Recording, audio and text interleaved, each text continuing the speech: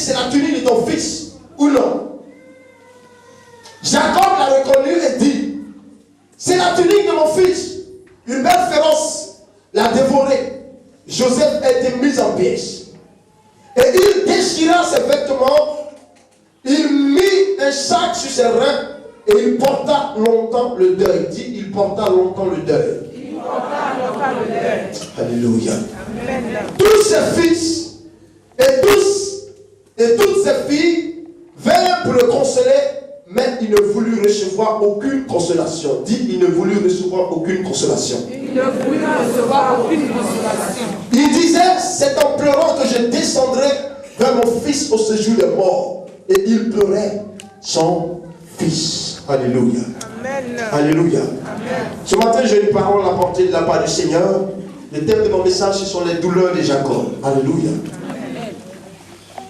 Nous venons de lire par ce verset que Jacob venait de perdre son fils.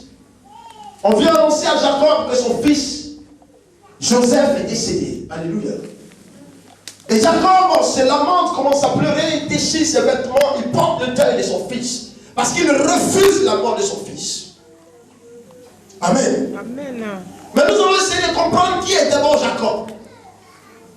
Qui est Jacob? Qu'est-ce qu'il a fait dans sa vie jusqu'à ce qu'il arrive à un point où il porte le deuil de son fils et qu'il refuse même la mort de son fils, qu'il refuse même ce qui arrive à Jacob. Alors pourtant nous savons que Jacob était conduit par l'Éternel des armées. Il était dirigé par lui. Toutes les batailles de la vie de Jacob étaient menées par Dieu. Alléluia.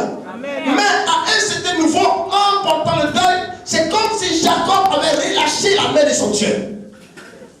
Alléluia. Amen. Dis les douleurs de Jacob. Les douleurs de Jacob. Alléluia. Qui est Jacob?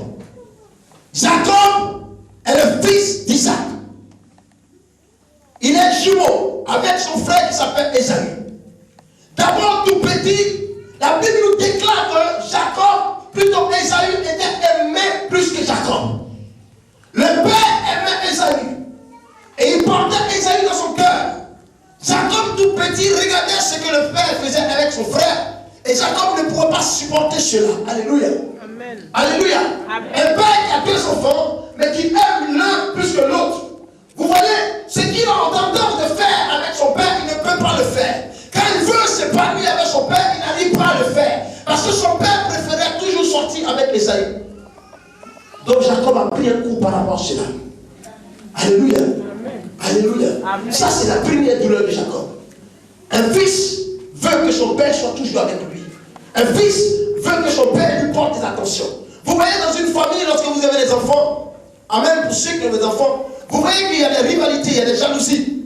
Parce que l'autre pense que le père préfère le frère à lui. Alléluia. Et ainsi Jacob était. La Bible nous dit que Jacob passait tout son temps sous la tente. Pendant que Ésaü était toujours en train de chasser pour apporter à son père. Et toutefois que Ésaü venait, son père était fier d'Ésaü.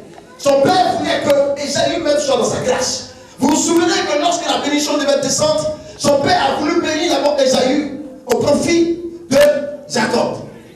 Alléluia. Amen. Alléluia. Amen. Alléluia. Amen. Mais Dieu va changer la donne et il va permettre que Jacob entre dans la grâce de l'Éternel. Pourquoi? Parce que depuis le sein de sa mère, Jacob était prédestiné à régner. Surtout que le nom de Jacob veut dire celui qui veut dominer. Alléluia. Amen. Alléluia. Amen. Alléluia. Est-ce que tu es vivant ce matin? Amen. Est-ce que tu es vivant ce matin? Amen. Est-ce que tu es vivant ce matin? Amen. Donc Jacob va dérober la bénédiction. Mais la bénédiction que Jacob va avoir, c'est une bénédiction spirituelle. Dieu, par l'intimité du père de Jacob, Isaac, va bénir son fils. Il va le bénir. Il va lui donner toutes les bénédictions qu'un père peut donner à son fils. Mais par contre, la Bible déclare qu'en partant, Jacob va rencontrer à un lieu où il serait couché. Il va rencontrer l'Éternel. Ce lieu, il va le nommer Bethel. Parce qu'il dit ici est la maison de l'Éternel. Alléluia. Et ici, l'Éternel se révèle à Jacob et l'Éternel bénit Jacob. Il lui dit, Jacob, je te bénis. Mais entre nous, la bénédiction que Jacob a reçue est une bénédiction spirituelle. Par contre, Ésaü qui n'a pas reçu de bénédiction spirituelle est prospère. Alléluia. Amen. Donc nous comprenons que nous, chrétiens, nous avons la bénédiction spirituelle, nous sommes bénis. Mais quand nous regardons autour de nous, ceux qui n'ont financièrement que nous. Alléluia. Amen. Jacob a reçu cette grâce, il a reçu cette vision de la maison de Dieu. Il a reçu cette grâce que Dieu lui a donnée. Dieu lui a dit, je ferai de toi une grande nation. Je te rendrai prospère, je te rendrai puissant, et que toute personne qui s'élève contre toi tombera sous ton pouvoir. Parce que moi, l'Éternel, je suis avec toi. Là où tu poseras ton pied, je serai avec toi. Tous ceux qui voudront contre toi ta vie, je serai là pour te défendre. Et tout adversaire contre ta vie fuira en devant de toi, parce que moi, l'Éternel, je suis avec toi. Amen. Alléluia. Amen. La révélation est donnée à Jacob. Mais Jacob ne désire pas partir loin de ses parents parce que Jacob a envie de partir. Mais Jacob devait partir parce que son frère Ésaü cherchait à le tuer. Donc il y a un cas qui fait que Jacob ne peut plus rester auprès de ses parents. Il est obligé de fuguer. Il est obligé de quitter le lieu dans lequel il voulait être. Alléluia. Parce que la situation devenait difficile. Donc il fallait que Jacob, pour s'en suivre, puisse partir. Alléluia. Donc il y a des situations qui t'obligent à quitter la patrie dans laquelle tu te trouves pour te retrouver ici aussi.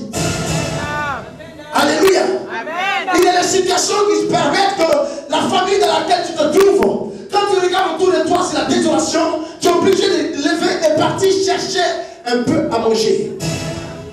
Jacob quitte sa famille, non pas gaieté de cœur, mais parce qu'il y a une présence, une personne qui veut sa perte. Alléluia. Amen. Jacob se lève et il part loin de sa famille. Jacob est rencontré par l'Éternel. La promesse, la vision lui est dite. Jacob arrive chez Laban. Alléluia. Amen. Il arrive chez Laban. Qu'est-ce qui se passe? Chez Laban, Jacob rencontre une fille qu'il aime véritablement, du nom de Rachel. Jacob qui était chez son père, qui avait tout. Alléluia.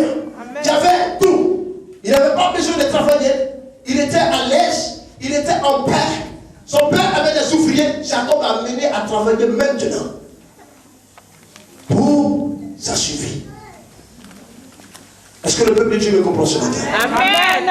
Alléluia. Amen. Jacob arrive là. Il tombe amoureux de Rachel. La femme qu'il veut. Celle qui est selon le désir de son cœur. Lorsqu'il la voit, c'est elle qu'il préfère. Et Jacob est prêt à se sacrifier pour Rachel. Il est prêt à abandonner toute chose pour Rachel. C'est Rachel qu'il veut. Mais lorsque Jacob devait épouser Rachel, il se trouve que c'est Léa, on lui donne. Chose qui n'est pas voulue par lui. Écoutez-moi, je parle en tant que prophète. Amen. Et ceux que l'Esprit comprenne ce que l'Esprit dit à l'Église. Alléluia. Amen. Alléluia. Amen. Jacob épouse une femme que lui n'a pas voulu. Jacob épouse une femme qu'il ne désire pas. Jacob n'a jamais voulu être polygame. Sa vision, c'était d'épouser Rachel. C'est Rachel qu'il aimait. C'est pour Rachel qu'il a travaillé. Mais les conditions font en sorte que Jacob est amené à épouser la femme qu'il ne veut pas épouser. Alléluia. Alléluia. Jacob, son choix c'est Rachel. Ça c'est le plan de Jacob. C'est le désir de Jacob. C'est la volonté de Jacob. C'est ce que Jacob préfère. Mais l'homme a le projet. Seul le projet de l'Éternel se réalise pour l'homme.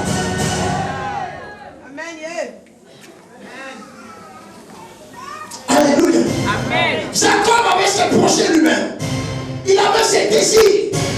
Mais Dieu va créer une situation qui permettra à Jacob d'épouser Léa, que Jacob n'aime pas. Pourquoi? Il arrive des situations dans ta vie où tu as aimé une personne avec laquelle tu voulais vivre. Et le Seigneur fait en sorte de vous séparer.